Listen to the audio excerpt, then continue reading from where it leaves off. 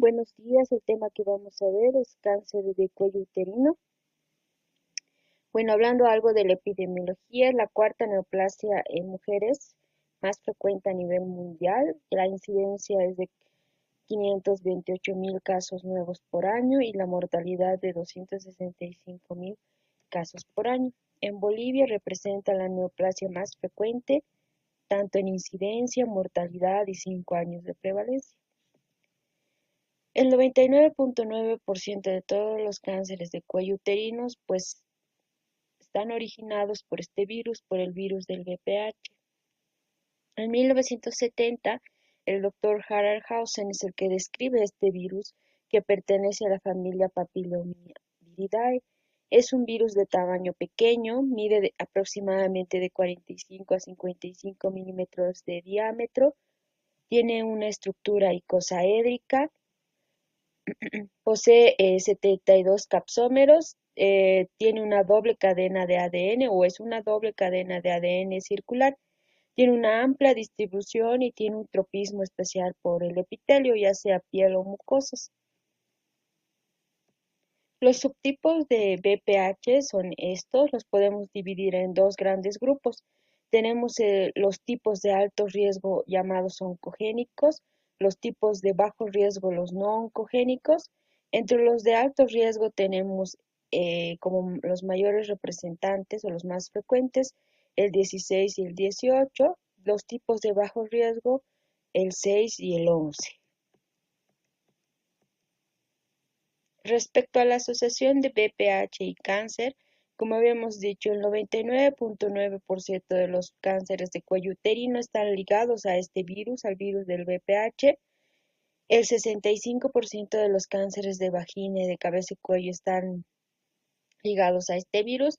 El 60% de los cánceres de pene están ligados al virus del VPH y el 50% de los cánceres de vulva.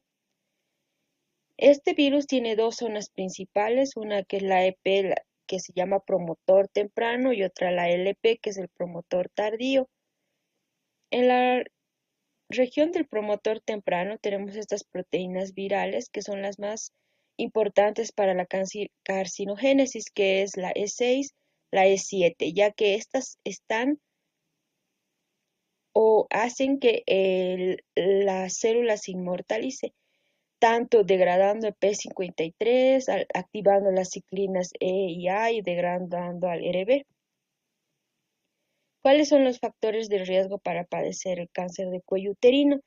Pues la infección por VPH, como ya habíamos mencionado. Otra de los factores de riesgo es el inicio de la vida sexual de manera temprana, inmunosupresión, multiparidad, tabaquismo.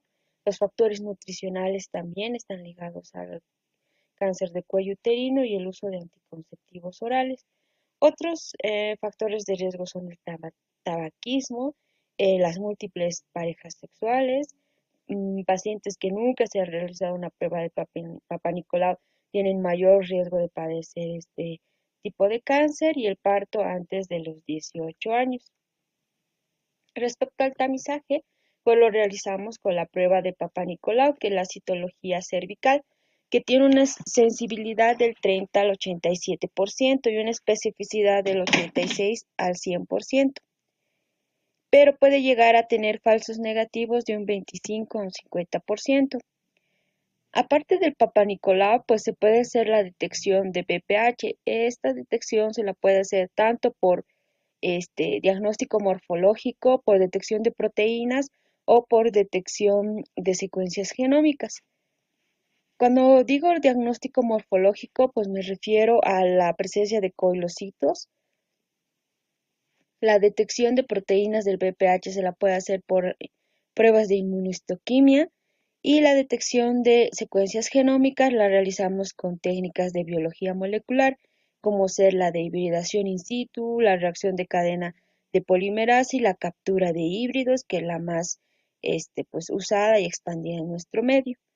La sensibilidad va del 50 al 100% y la especificidad del 61 al 92%. Pues ahora vamos a empezar a hablar de la clasificación histológica del cáncer de cuello uterino. En el cuello uterino se pueden desarrollar varios tipos de neoplasias. Las más frecuentes son las epiteliales y de estas el carcinoma epidermoide en todas sus variedades es la más frecuente, hasta en un 80 o 90%, pero también se pueden dar neoplasias de estirpe glandular, como ser los adenocarcinomas en todas estas variedades. El cuadro clínico, pues el primer síntoma que presentan las mujeres con cáncer de cuello uterino suele ser la hemorragia transvaginal. Estas mujeres también pueden presentar un flujo fétido seroso. En los casos avanzados hay dolor pélvico, edema en miembros inferiores y también se deben buscar síntomas generales en relación a disminución de peso, anemia por los sangrados transvaginales y síndrome urémico por la hidronefrosis y posterior falla renal que conlleva esta neoplasia. La exploración física se debe realizar con la siguiente secuencia: realizar un tacto vaginal, tacto rectal para evaluar los parametrios y especuloscopía. El diagnóstico pues se hace en esta secuencia, que es realizar una historia clínica detallada para valorar los factores de riesgo a los cuales ha sido expuesta la paciente, la exploración física y realizar pues el diagnóstico ya sea con citología, detección de BPH, la colposcopía y finalmente llegando a la biopsia, que es la determinante para el diagnóstico del cáncer de cuello uterino. Cuando nosotros ya tenemos el diagnóstico histopatológico mediante la biopsia de cáncer de cuello uterino, pues a lo que nosotros subsiguientemente hacemos es la estadificación. Los estadios clínicos en el cáncer de cuello uterino van pues del 1 al 4 y esta clasificación o estadificación es según la FIGO.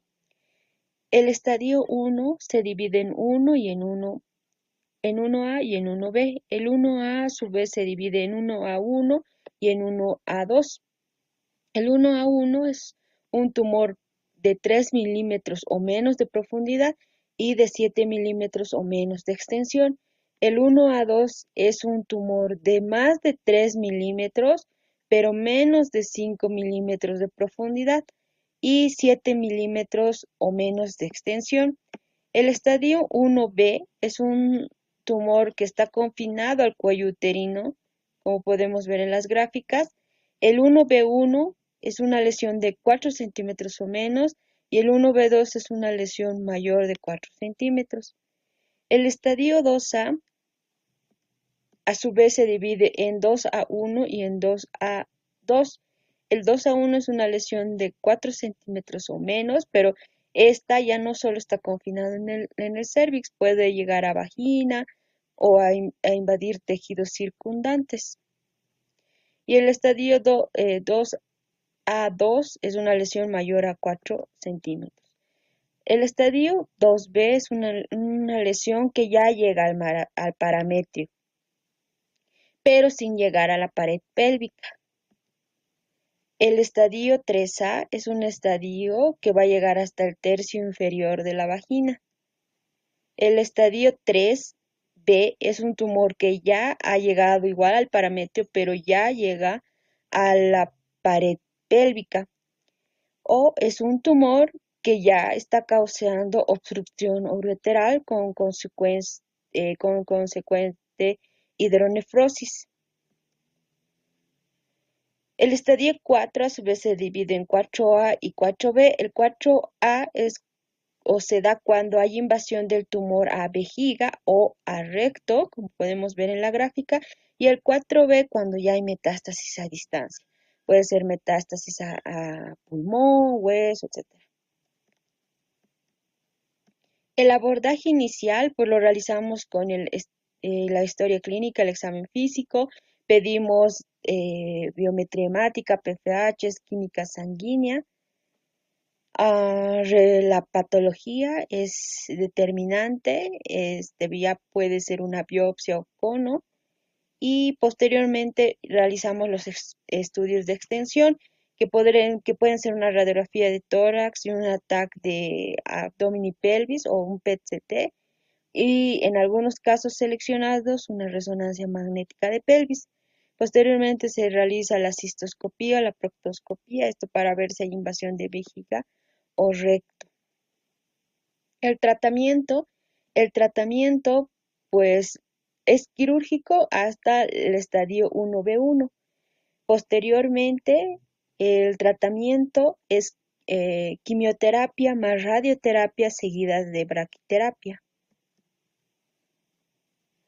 Como decíamos, al estadio 1B1 y alguno 2A1 muy seleccionado van a histerectomía radical más los subsecuentes linfadenectomías con sus subsecuentes linfadenectomías y estas también se pueden tratar en algunos casos seleccionados con radioterapia más quimioterapia concomitante y braquiterapia. Pero desde este estadio clínico, desde el 1B2 en adelante, el tratamiento es radioterapia con quimioterapia concomitante y braquiterapia. Ya en las etapas metastásicas, es decir, en la 4B, el tratamiento solo es con quimioterapia.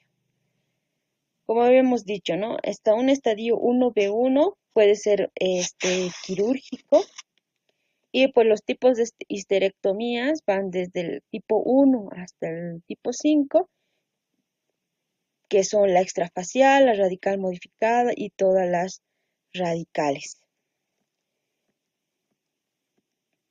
Entonces, para recordar, hasta un estadio 1B1, el tratamiento del cáncer de cuello uterino es quirúrgico.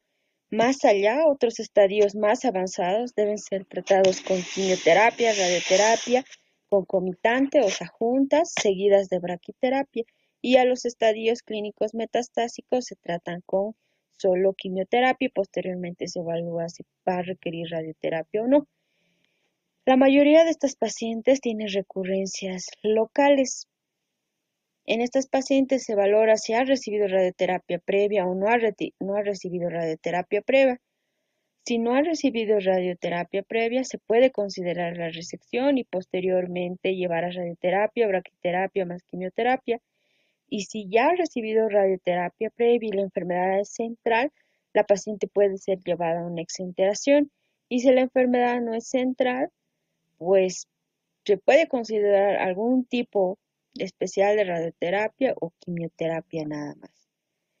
Los patrones de recurrencia, como les decía, frecuentemente son locales, hasta un 56%, en la pared pélvica hasta un 37% y las metástasis a distancia hasta en un 61%. Los lugares metastásicos más frecuentes en el cáncer de cuello uterino son pulmón, hueso, ganglios paraórticos, cavidad abdominal hasta en un 8% y ganglios supraclaviculares.